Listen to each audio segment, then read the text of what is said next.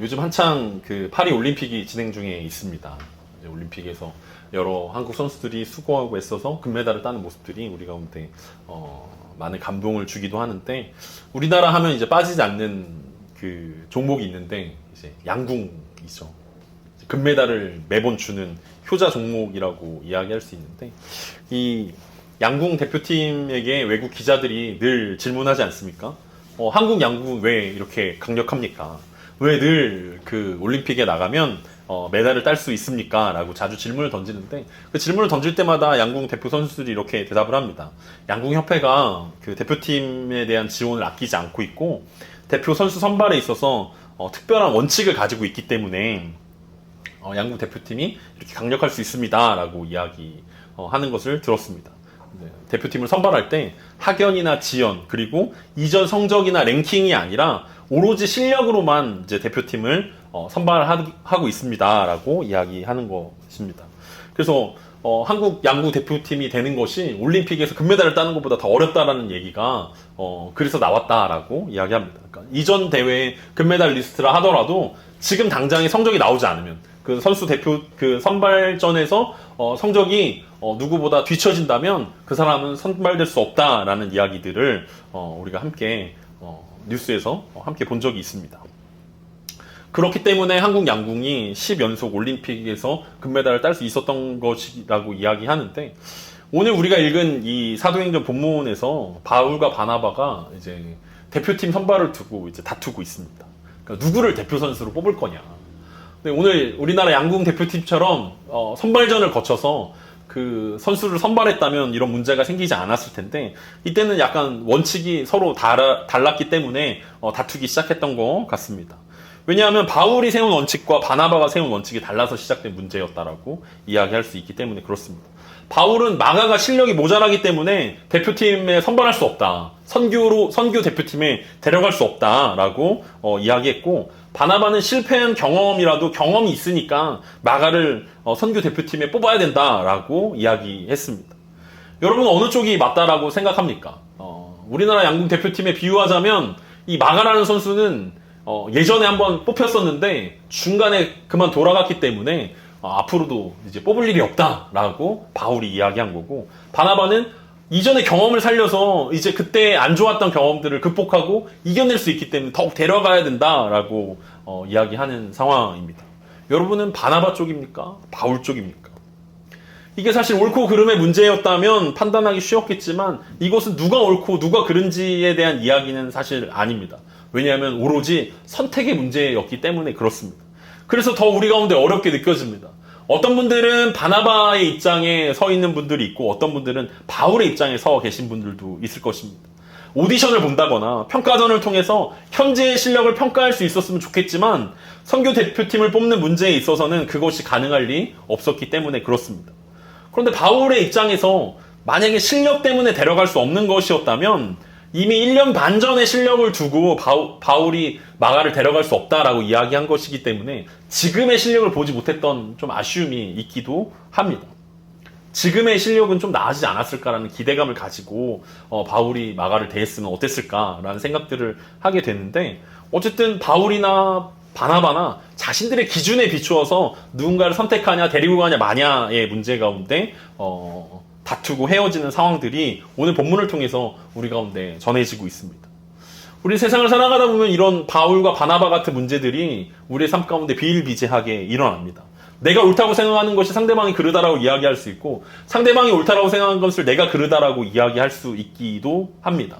그런데 이게 미성숙한 사람들끼리의 문제라면 크게 문제가 되지 않습니다. 그냥 너는 그렇게 얘기해라, 나는 내 길을 간다라고 이야기할 수 있는데, 오늘 바울과 바나바는 굉장히 성숙한 사람들이었기 때문에 이 사람들이 부딪히니까 훨씬 더 폭발력이 있는 문제들로 생겨났다라는 거죠. 이 갈등 상황들이 생겨났을 때 이걸 어떻게 풀어갈 수 있을지 우리가 함께 고민해보는 시간이어야 한다라는 거죠.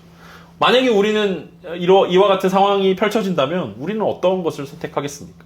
그러니까 흔히 얘기할 때 바울은 사역 중심으로 평가했고 바나바는 사람 중심으로 평가했다라고 이야기하는데, 사역과 사람이 충돌할 때 여러분은 어떤 것을 집중해야 하겠습니까?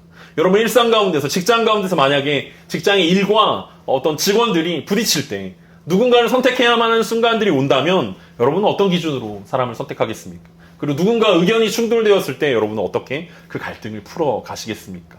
오늘 본문을 통해서 우리가 무엇에 집중해야 되는지 그리고 어떻게 이 갈등들을 해결해야 되는지 함께 고민해보는 시간이었으면 좋겠습니다. 오늘 본문 36절입니다. 며칠 후에 바울이 바나바더러 말하되 우리가 주의 말씀을 전한 각 성으로 다시 가서 형제들이 어떠한가 방문하자 하고, 은혜 뒤에는 반드시 위기가 찾아온다라는 것은 공식과 같은 성경의 약간 이야기입니다. 오늘 본문에서도 마찬가지입니다. 은혜 뒤에 엄청난 위기가 찾아왔습니다. 지난주까지 우리는 예루살렘 교회에서 보내온 편지 때문에 안디옥 교회와 이방인 교회가 평안하게 되어지고 든든히 서가게 되었다라는 이야기들을 함께 나눴습니다. 그래서 예루살렘 교회와 안디옥 교회가 그리고 이방인 교회들이 우리가 하나구나, 성령 안에서 예수 그리스도 안에서 하나로 세워져 가고 있고 지어져 가고 있구나라는 그 말씀 가운데 성장하는 모습들을 우리가 함께 살펴보았는데, 그것들을 살펴보던 중에 바울이 바나바에게 한 가지 제안을 하게 되었습니다. 주의 말씀을 전한 각 성으로 다시 가서 형제들이 어떠한지 방문해보자라는 것이었습니다.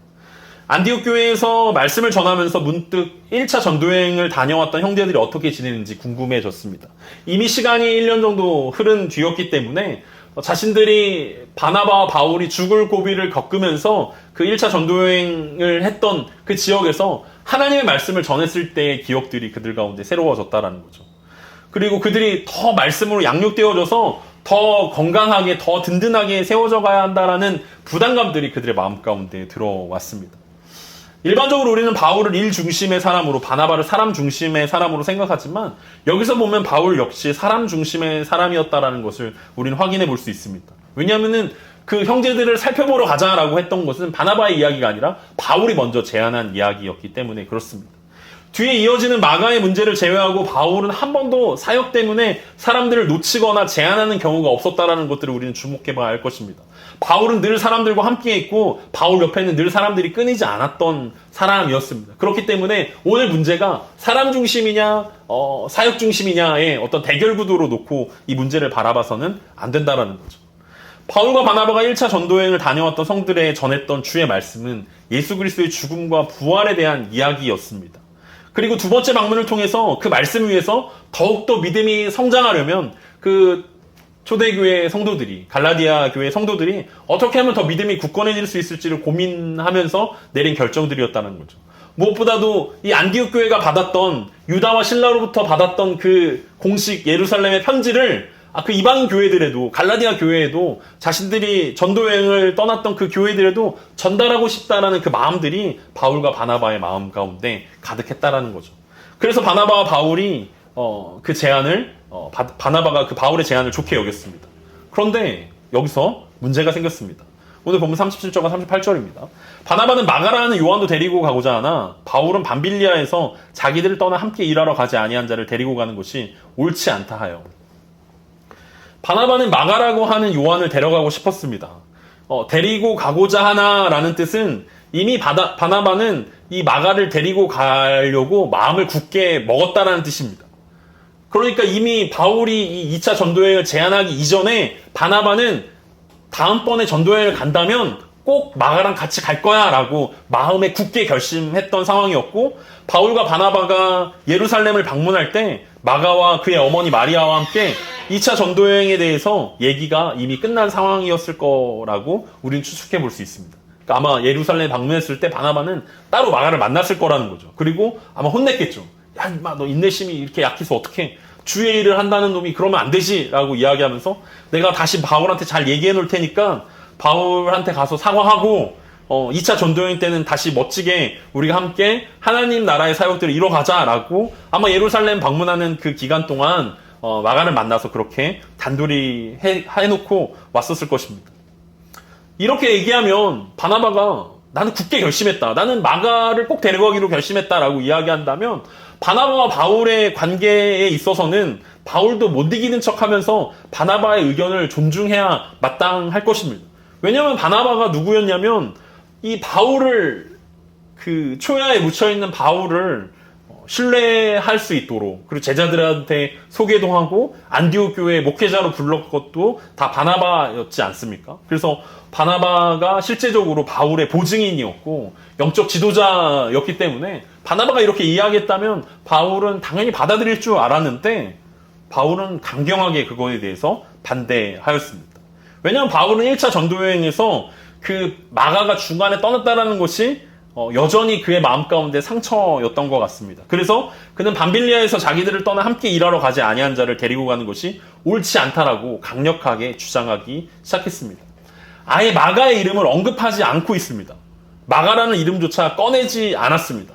함께 일하러 가지 아니한 자라고 바울은 마가를 이렇게 이야기합니다.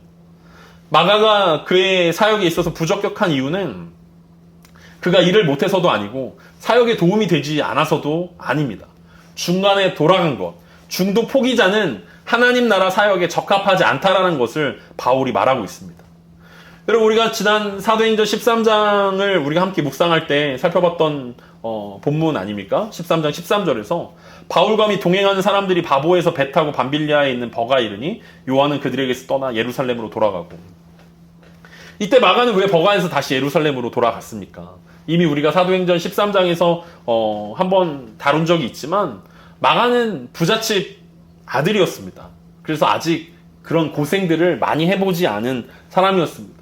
이 마가가 어떤 존재였냐면 그 예수님이 십자가에 그 달려 돌아가실 때, 그 전에 이제 마지막 그 기도하러 가셨을 때 잡혀갔을 때 옷 이불을 두르고 맨몸으로 도망갔던 한 청년의 이야기가 마가복음에 등장하는데 바로 그 청년이 마가일 것이다라고 사람들은 추정하고 있습니다. 왜냐하면 마태복음이나 누가복음에서는 전혀 언급되지 않고 있는데 유독 마가복음에서만 그 이야기가 써있기 때문에 그렇습니다.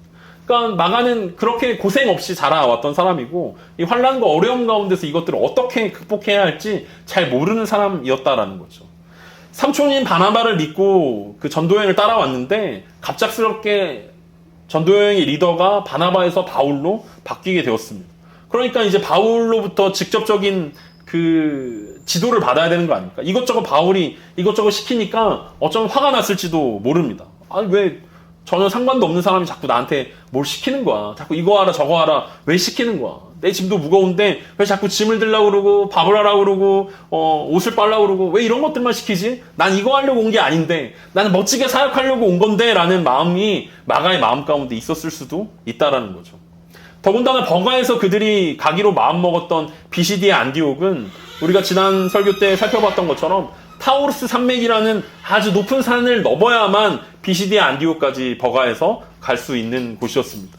아마 그 버가에 도착해서 저 높이 솟은 타우르스 산맥을 바라보면서 마가는 깜짝 놀랐을 것입니다. 예루살렘에서 자라왔던 이 마가였기 때문에 산이라고는 본 적이 없었는데 이 타우르스 산맥이라는 엄청 높은 산을 바울이 올라가서 넘어가야 된다라고 이야기하니까 야, 이거는 사람이 할 곳이 아닌데? 라는 생각들이 들었을 수도 있습니다. 그래서 엄마가 보고 싶었고 엄마가 해준 밥이 먹고 싶었는지도 모릅니다. 어쨌든 마가는 선교여행 중간에 포기하고 예루살렘으로 돌아갔습니다. 바울은 바나바를 설득하기 시작했습니다.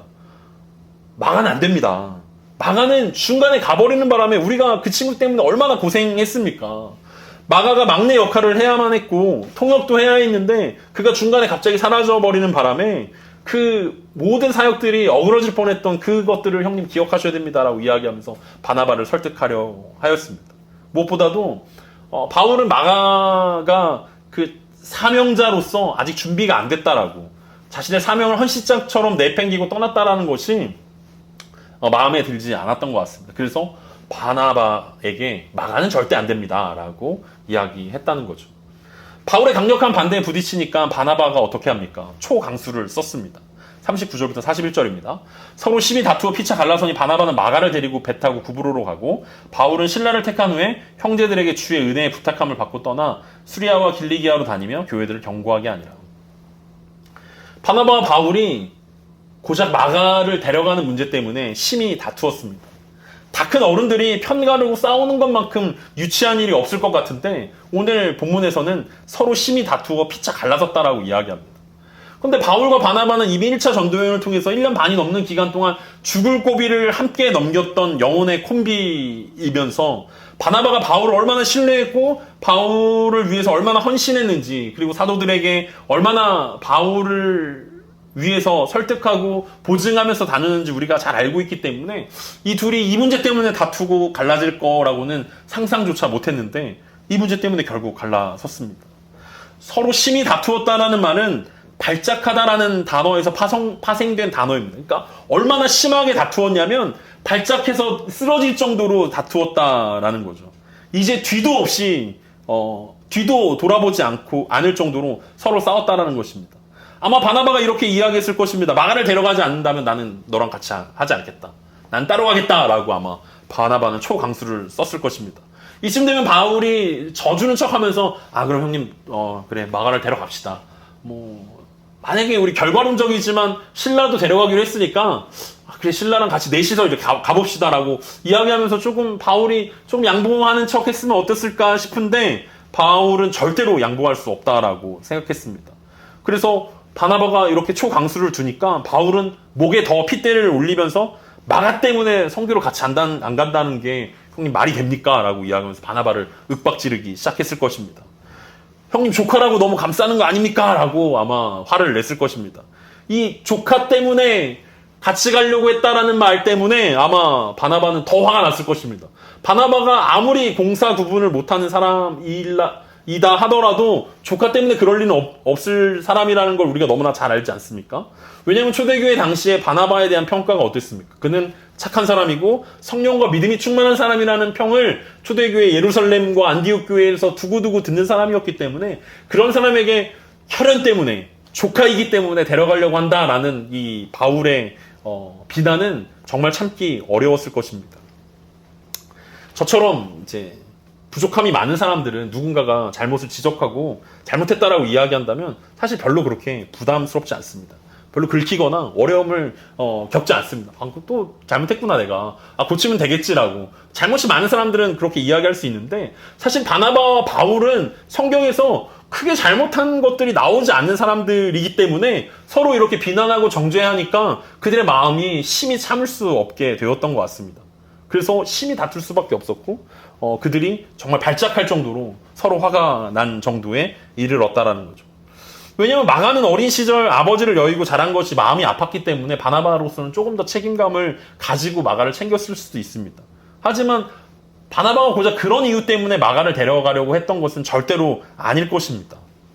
바나바는 마가가 장차 하나님 나라에 큰 도움이 될 것이다라고 확신했기 때문에 다시 한번 기회를 주면 새롭게 심기일전에서 하나님 나라의 큰 동역자로 설 수 있겠다라는 생각들이 들었기 때문에 마가를 데려가려고 했다라는 것입니다. 그런데 바울이 자신은 옳고 바나바는 틀렸다라고 말하고 있습니다. 바나바는 그거에 대해서 이렇게 응수할 수밖에 없습니다.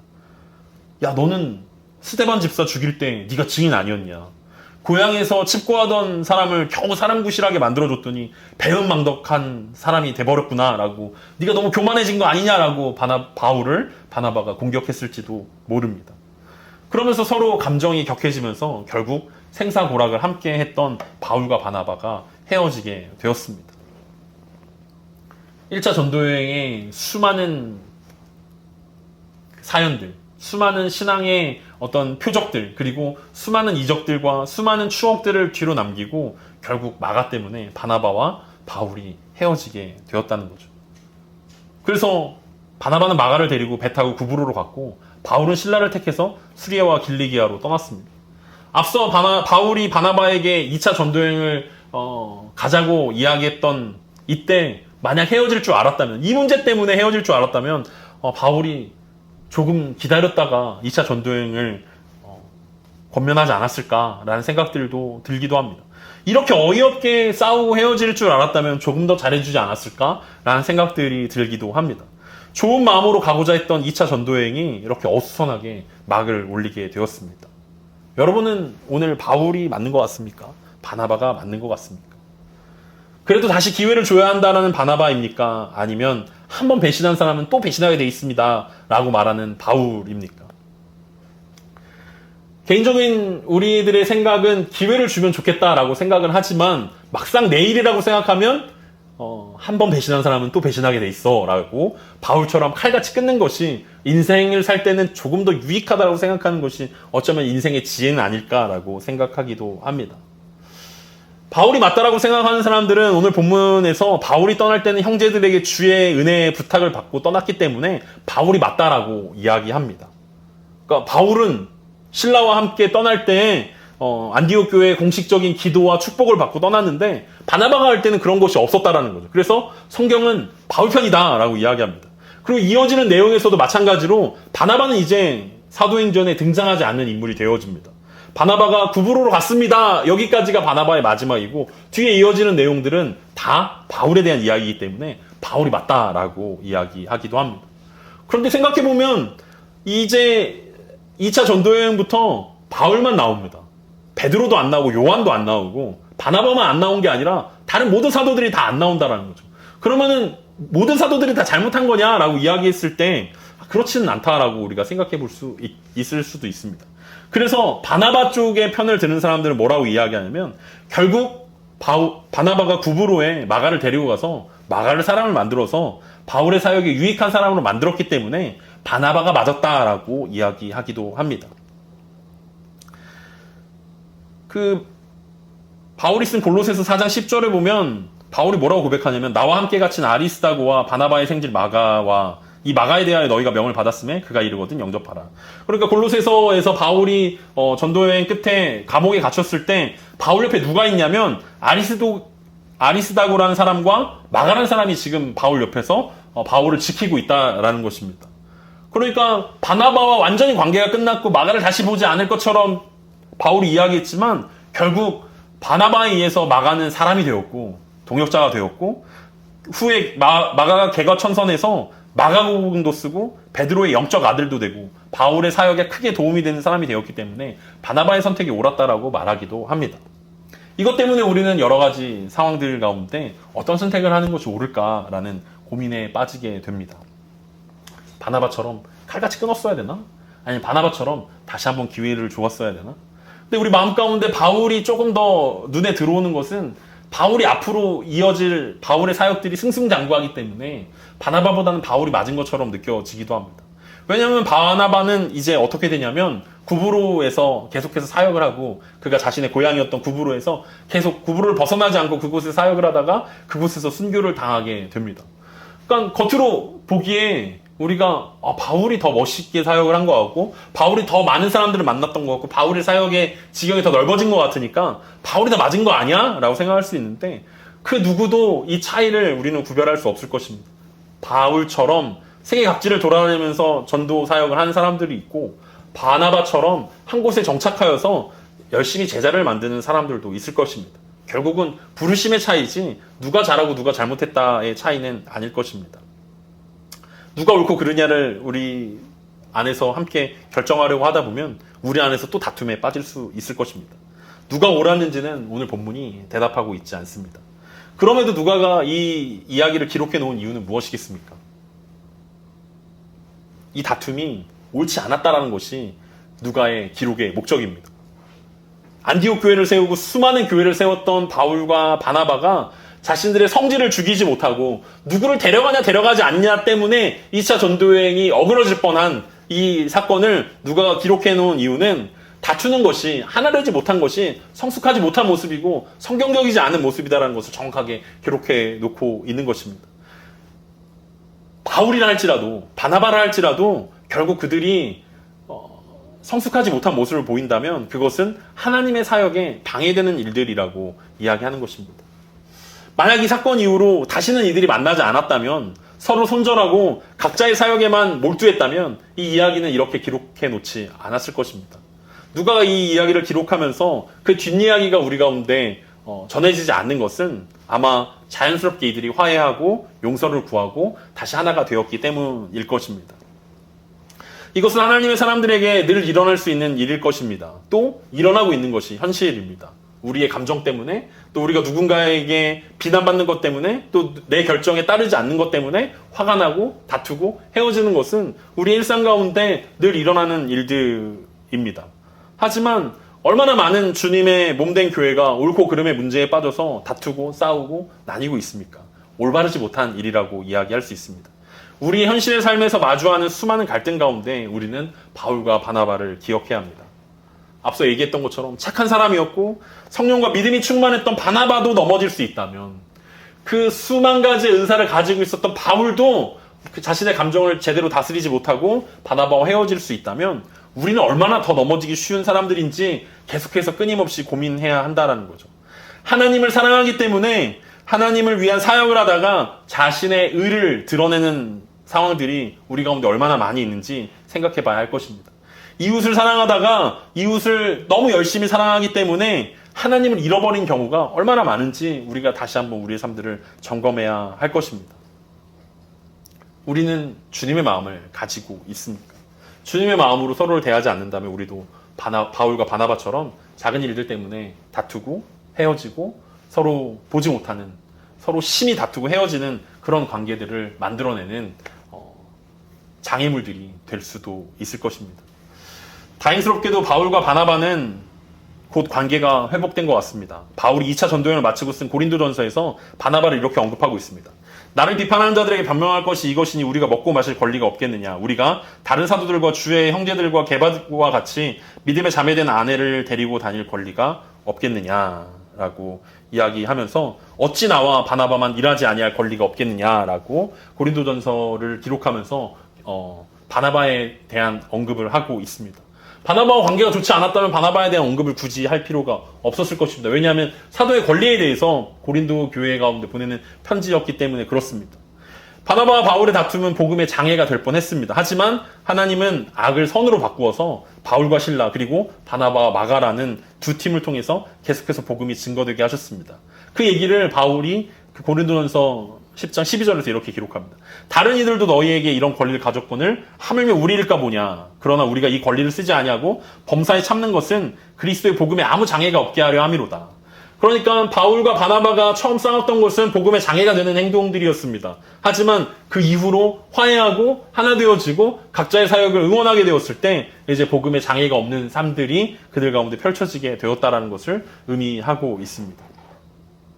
하나님은 이 다툰 두 팀을 통해서 새로운 사역들을 펼치기 시작하였습니다. 바울과 실라, 바울과 마가, 그리고 바울과 실라라는 두 팀을 통해서 계속해서 복음이 증거되게 하셨습니다. 그렇다고 해서 우리도 싸우면 하나님이 해결해 주시니까 마음껏 싸워야지 라고 생각해서는 안 될 것입니다. 이 속에서 하나님의 역사는 계속되고 있지만 우리가 해야 할 것은 복음의 장애물이 되지 않는 것, 주님의 마음으로 서로를 품어주는 것, 이것들이 필요하다라는 거죠. 바나바는 바울과는 달리 구브로 섬에서 계속 목회와 선교 사역을 감당하였고 그곳에서 유대인들에게 순교를 당했다고 전해지고 있습니다. 바울은 계속 전도여행을 계속하고 이어지는 사도행전에서 우리는 계속 만나볼 수 있게 될 것입니다. 그리고 다시 기회를 얻었던 마가는 바울의 사역에 유익을 끼치는 사람이 되었고 초대교회의 기둥 같은 존재가 되었습니다. 앞서 얘기했던 것처럼 마가에게 바나바가 다시 기회를 주지 않았다면 우리는 마가복음을 통해서 예수님에 대한 이야기를 만나는 일들이 일어나지 않았을 것입니다. 그리고 마지막 바울의 편지에 보면 마가를 다시 한번 언급합니다. 디모데후서 4장 11절입니다. 누가만 나와 함께 있느니라 내가 올 때 마가를 데리고 오라. 그가 나의 일에 유익하니라. 아까 골로새서에서 바울이 감옥에 gat혀 있을 때 마가가 그 옆을 지켜 주었었는데 마지막 디모데후서에서 바울이 홀로 감옥에 gat혀 있을 때 디모데에게 속히 오라고 명령하면서 마가를 데려오라고 이야기합니다. 왜냐하면 그가 자신의 사역에 유익하기 때문이다라고 이야기하면서 마지막 직전에 보고 싶은 사람이 마가다라고 이야기합니다. 아마 마가가 바나바를 그런 사역들을 감당했고 바나바를 너무나 닮은 삶을 살았기 때문에 아마 바울은 마가를 더 보고 싶어 했는지도 모를 것입니다. 삶과 사람, 그리고 사역, 그리고 하나님에 대한 관계는 평생 우리에게 숙제가 될 것입니다.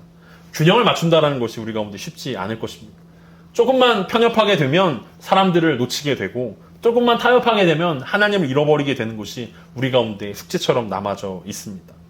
너무 편협하게 사람을 바라보지 않고 너무 적당하게 사역하지 않기 위해서 무엇보다 주님을 잃어버리지 않기 위해서 우리는 주님의 마음이 우리 가운데 필요할 것입니다. 그렇기 위해서 우리 마음 가운데 우리가 아직 완성된 존재가 아니라 공동체 안에서 함께 지어져 가고 있는 존재라는 사실들을 우리는 기억해야 할 것입니다.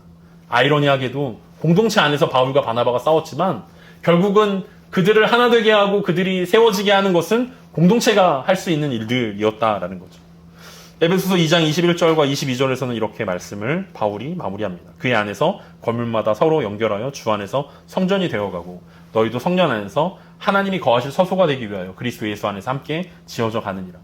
바울도 그렇고 바나바도 그렇고 아직 완성된 존재가 아니었기 때문에 충분히 다툴 수 있습니다. 충분히 싸울 수 있습니다. 그리고 충분히 용서하고 화해할 수 있습니다. 우리의 존재들도 마찬가지일 것입니다. 아직 완성된 존재가 아니기 때문에 서로를 바라보면서 이해함이 필요할 것입니다. 아, 지어져 가고 있구나. 언젠간 지어질 것이구나. 아, 완성된 주님의 모습들을 바라보면서 우리가 함께 세워져 가고 있다라는 사실들을 인정하면서 서로를 조금 더 넉넉하게 바라볼 수 있는, 그리고 우리가 삶의 갈등과 어려움들을 만날 때마다 아, 나도 그렇고 저 사람도 그렇고 함께 지어져 가고 있다라는 사실들을 인정하는 그런 여유로움이, 주님의 마음이 저 여러분들 가운데 충만하길 소망합니다.